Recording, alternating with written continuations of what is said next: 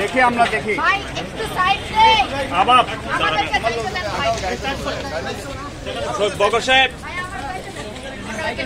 মুখ সামনে আনেন।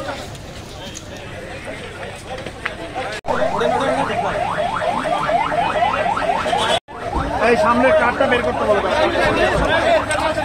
এই পিকআপ সামনে দাও।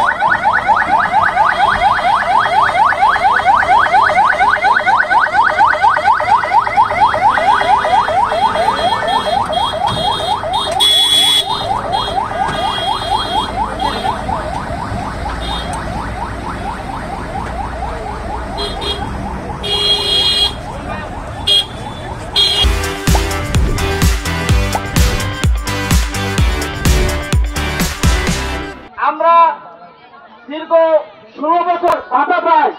এই ভাতাগুলোকে বাদ দিয়ে যারা আমাদের স্বাধীন করেছে, দ্বিতীয়বার যারা স্বাধীন করেছে তার সবাই নাই। এরপরে আমাকে ঢাকা মেডিকেল কলেজে ট্রান্সফার করেছে।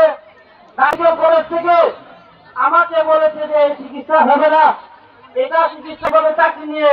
এখনো ওরা শেখ হাসিনা অথবা আওয়ামী লীগের দালাল হয়। যারা গোলাম ভাই আমরা থাকতে চাই না। আমরা যারা ছাত্ররা আছি আমরা কখনোই কোনো পাঁচটা দলের কর্মী হয়ে বড় হতে চাই না।